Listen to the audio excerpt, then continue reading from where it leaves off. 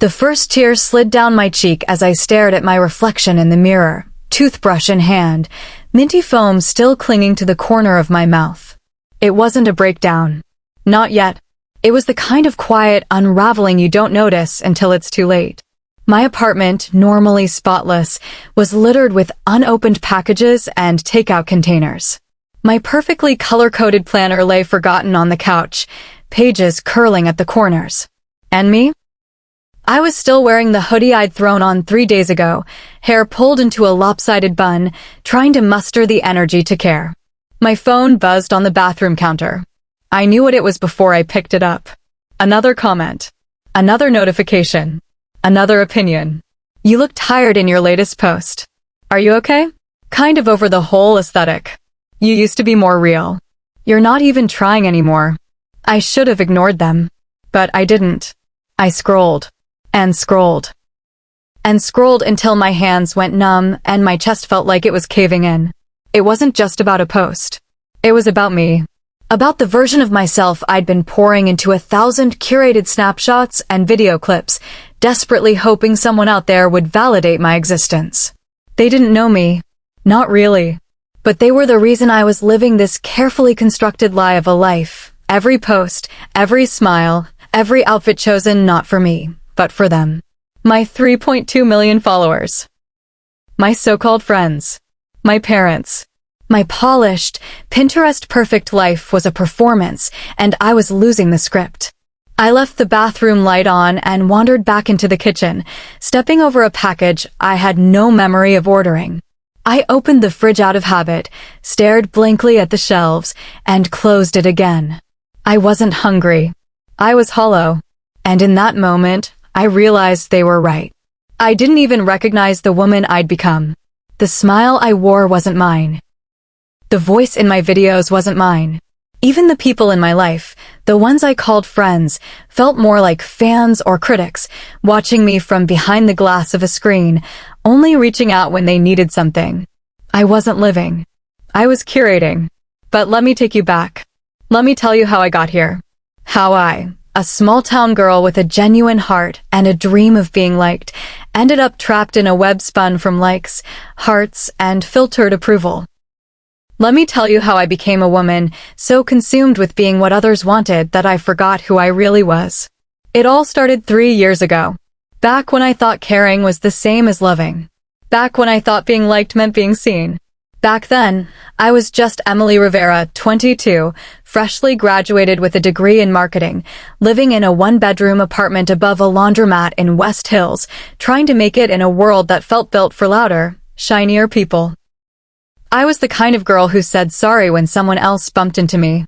The kind who laughed too loudly at jokes she didn't understand, just to fit in. I'd always been that way, a people pleaser, a chameleon, a mirror reflecting back whatever people wanted to see. Social media was just a hobby at first. A place to share outfit ideas, review coffee shops, post mini vlogs of my mundane, but aesthetically pleasing life. I never expected it to grow, but it did fast. One video went viral, then another. I started getting messages from brands, interview requests, invitations to influencer events. Before I knew it, I was quitting my job at the marketing firm and working full-time as a lifestyle content creator. At first, it felt like winning the lottery. I had what everyone wanted: freedom, attention, money. But what they don't tell you is how addictive the approval becomes. How the dopamine hits from likes and comments start to replace real feelings. How every choice you make begins to feel like a poll you forgot to ask your audience about first. And then came the managers, the stylists, the PR coaches. They molded me, advised me, corrected me. Don't post that, it's too vulnerable. That caption's too long, shorten it. You need to smile more. No one likes sad girls. So I became what they wanted. I smiled more. I stopped being vulnerable. I edited my captions. I filtered my photos and my feelings. I built a brand that was clean, likable, non-threatening. Emily Rivera, the girl next door with the perfect apartment and the dreamy morning routine. But behind the curtain, I was exhausted. Lonely. I didn't remember the last time I ate something without taking a photo first. Or the last time I cried without turning it into content. I started to measure my worth in comments, and when they started to sour, when the praise turned into criticism, I didn't just question my content. I questioned my entire existence. And then, the moment that began the end. An influencer brunch in LA. All white outfits, rooftop views, enough filters to make reality look like a lie. I was seated next to a girl named Jasmine, one of the biggest names in the space. We chatted, smiled for photos, exchanged fake compliments. Then, when I got up to go to the restroom, I heard her whisper behind me. God, she tries so hard. It's embarrassing. Everyone laughed. I stood in that bathroom for 20 minutes, staring at my reflection, trying not to cry, trying to smile. Because even when I was breaking, I still wanted to be liked. Even when I hated myself, I wanted them to love me. I walked back out, smiled like nothing happened, posed for a group photo, then went home. And that night, everything burned. Not in a dramatic explosion, but in slow, quiet disintegration. The comments. The expectations. The persona. And that was just the beginning of the end. The morning after the brunch, I woke up with my phone still clutched in my hand and the group photo staring back at me. My smile looked strained, like it had been glued on with desperation. I zoomed in on Jasmine, then me, then the caption she had posted, so lucky to be surrounded by real ones white medium dar #blessed #brunch babes. It was fake. All of it. I got out of bed and opened my closet. It was filled with outfits I hadn't chosen for comfort or joy, just trends. Clothes that looked good in photos.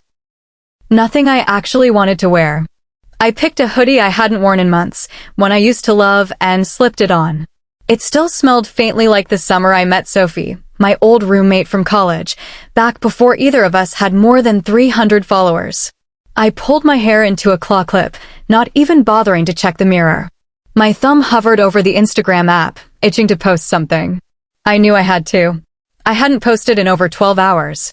In social media time, that was an eternity. But instead of a curated flat lay or a selfie in golden hour lighting, I opened my camera app and just stared into it. No filter. No plan. Hey, it's Emily. Not the usual kind of post, I know. I don't know. I think I need a break. I need to figure out who I am when no one is watching. I recorded it. Raw, unedited. Then I stared at the post button like it might bite me. After a full minute of panic, I closed the app. I couldn't do it. So I left my phone on the kitchen counter, grabbed my keys, and walked out the door. It was the first time I'd left the house without makeup or a camera in months. I walked past a small coffee shop I usually only went to when I needed new content. I saw a barista wave at me, someone who used to compliment my outfit every time I came in. Today, she didn't even recognize me. And somehow, that hurt less than I expected. I kept walking. Past the rows of palm trees and pastel-painted homes that had made countless appearances in my feed. Past the boutique I had done 3 collabs with. Past the gym I barely worked out at anymore, but still tagged in posts to look active. For once, I wasn't trying to be seen. I just wanted to be. But peace doesn't last long in a world that constantly demands your performance. My phone buzzed 3 times in a row as I stepped back into my apartment. I ignored it. Poured myself a glass of water. Took a real sip without filming it. Then I caved. The first was an email from my brand manager. Subject: urgent. Brand deal at risk. Hey Emily, the team noticed your content's been inconsistent. The sponsors are worried. Let me know ASAP if you're okay, or if we need to make changes to your schedule. We can't afford a slip right now. The second was a text from my mom. Honey, are you okay? I saw that you haven't posted anything new. You know people start to forget when you're not in their feed. And the third was a DM. A young girl named Lexi. I wish I was you. Your life is perfect. You always look so happy. That one hit the hardest. I stared at the message for a long time, something inside me tightening like a wire pulled too taut. Lexi was 15. Maybe 16. She thought I was happy. She thought my life was perfect. She was looking at a lie and holding it up like a dream. And for what? So I could keep being liked? So I could keep selling an identity I didn't even recognize? I started typing back. Hey Lexi, I want to thank you for your message. But I need to tell you something. I stopped. Deleted it. Tried again. The girl you see online isn't always the girl I am in real life. Another pause. Finally, I wrote, I'm struggling right now. I think I forgot who I really am. But I'm trying to figure it out. And that's okay. You don't have to be perfect to be worth something. You're already enough. I hit send. My hands were shaking. That night, I didn't light a candle or stage a photo of my dinner. I curled up on the couch with a bowl of soup and rewatched an old episode of Gilmore Girls. I didn't post about it. I didn't take a photo. It was mine. Just mine. And in the silence, I heard my own thoughts again. They were small and unsure, but they were mine. The next morning, I woke up before my alarm for the first time in weeks. Not to film a sunrise time-lapse. Not to prep a #GRWM video. Just awake. The light slanted in through my blinds, casting golden lines across the walls. For a moment, I lay there, staring at the ceiling, listening to the muffled sounds of the city below. No filter could improve it. No caption could capture it. It was perfect because it was real. I didn't reach for my phone. Instead, I made coffee in silence, without filming it. I sat on the balcony wrapped in my robe, legs folded beneath me, steam rising in soft curls. I watched the world move. A woman walking her dog, a guy jogging with headphones, a kid in a superhero costume skipping next to a stroller. Life unperformed. And then I realized something terrifying. I had no idea who I was outside of all of this. Without the daily posts, the brand deals, the comments to answer, the selfies to review, who was I? What did I like? What did I even care about? I knew what they liked. I knew what got engagement. But me? Emily? She felt like a ghost wandering through someone else's curated dream. Later that day, I finally opened my laptop. Not to edit. Not to email a sponsor. But to write. Just write. It started as a journal entry, but turned into something else. What if I stopped pretending? What if I showed people the truth, not the aesthetic sadness, but the ugly parts? The fear, the confusion, the total identity crisis? Would they care? Would they leave? Would I finally be free? The words poured out of me like I'd been holding them in for years. It wasn't pretty. It wasn't polished. But it was mine. By the end, I had 3 pages.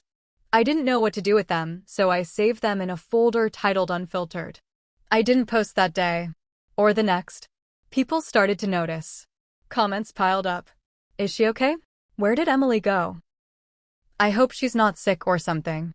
Some were kind. Some were not. Wow, she really fell off. Another influencer burnout arc. Guess the fame got to her. But none of it hit me as hard as I expected. For the first time, the noise felt like background static, not gospel.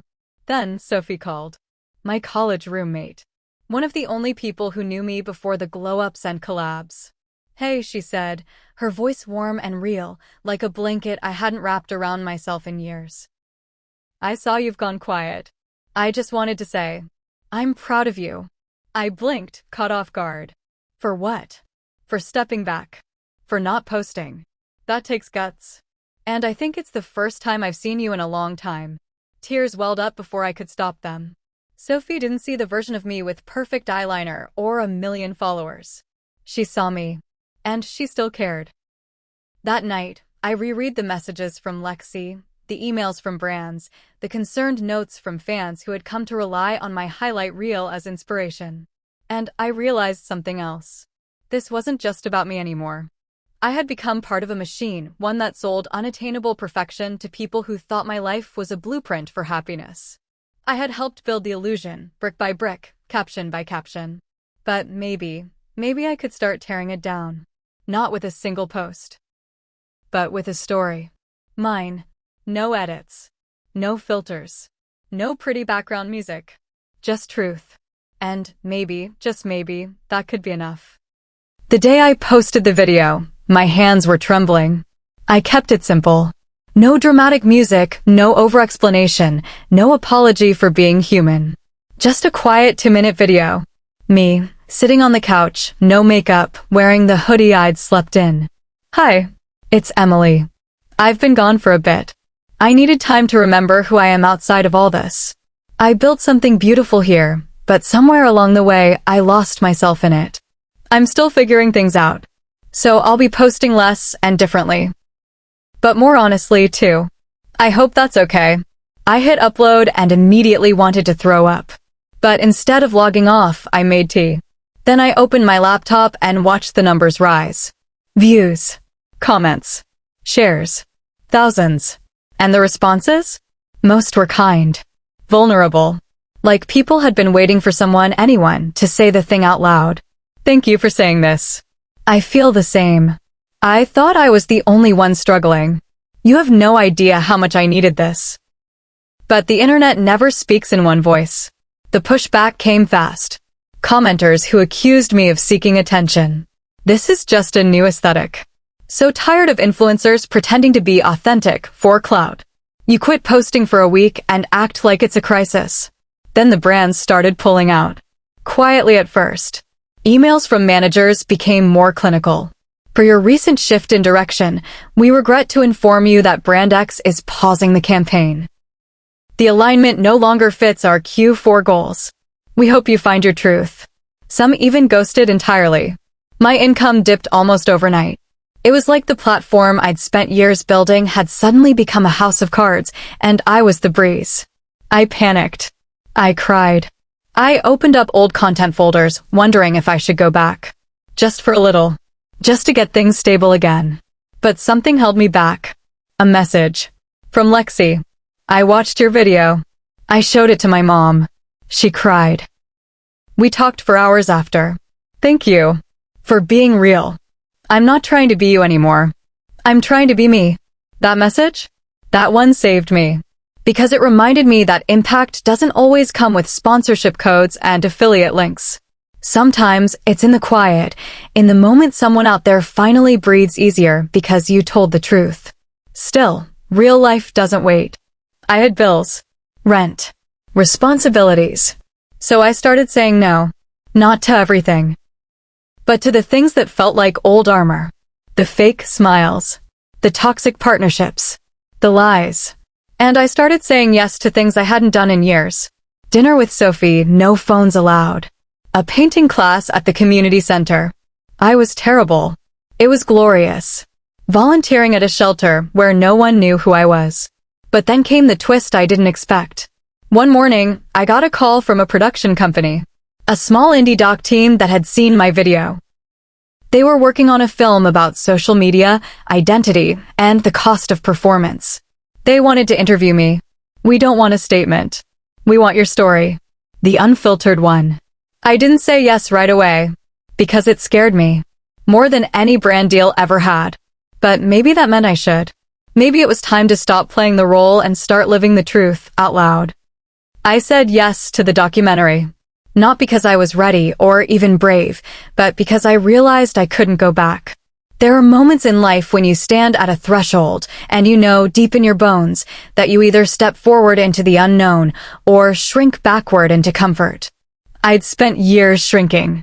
This time I stepped. The film crew arrived in March. No makeup team, no wardrobe consultant. Just 2 producers, a camera operator, and a sound tech named Theo who brought his dog to the shoot. They weren't interested in my brand story. They wanted the person beneath it. The first interview was raw. I cried. I laughed in a weird snort laugh I hadn't done in years. I told them things I hadn't even admitted to myself. How it felt to base your self-worth on engagement. How lonely it was to have millions of eyes on you but no one truly looking. How terrifying it was to stop performing, and how freeing it became. At one point, I told them about a night I never posted about, the night my grandma called me crying because she saw a magazine article claiming I was dating someone I'd only met once. She thought I was hiding a secret relationship. I told her it was a PR stunt. And then I cried for a different reason, because my life had become so performative that even my own family couldn't tell what was real anymore. That part made it into the final cut. And slowly, something changed. Not just in me, but around me. I started gaining new followers, not the usual kind. Not the "what lipstick is that" crowd. These people were sending essays and DMs, sharing their own stories, telling me how they'd walked away from jobs, marriages, expectations. They weren't asking for the perfect version of me. They wanted the messy one. The real one. I didn't become more popular. I became more known. The documentary released 6 months later. It wasn't flashy. It didn't go viral. But it sparked something. Panel invites. Podcasts. A TEDx talk, eventually. Not because I had the answers, but because I was willing to admit I didn't. That's the secret no one tells you. You don't have to have it all figured out to be worth listening to. You just have to be honest. Around that time, I took a trip back home. West Hills hadn't changed much. My favorite bookstore was still open. The barista who used to sneak me extra espresso shots still worked weekends. I walked those streets like a stranger and a daughter at the same time. My mom met me at the station. We hugged for a long time. She didn't say, "I saw the documentary." She didn't need to. She just looked at me with eyes that knew more than they used to. And I saw something there I hadn't in a long time. Respect. Not for the persona, but for me. Later that night, I sat in my childhood bedroom and opened a dusty old journal I'd hidden under the bed. Inside were pages from a time before filters, before followers. I had written things like, "I want to help people feel less alone. I hope my words mean something. Being liked isn't the same as being loved." Even then, I knew. It had just taken losing everything to remember. Today, my feed looks different. Sometimes I post once a week. Sometimes not at all. I don't chase trends. I talk about burnout. I post photos with bad lighting and captions that ramble. I've lost followers. I've lost income. But I've gained everything else. My voice. My peace. Myself. Lexi messages me sometimes. She started an art account. She posted her first painting last week. It was chaotic, colorful, beautiful. She called it growing out loud. I cried when I saw it. Because that's what we're all doing, really. Growing. Out loud. Messy. Unapologetic. Honest. I don't need everyone to love me anymore. Just the few who really see me. And finally, I see myself too.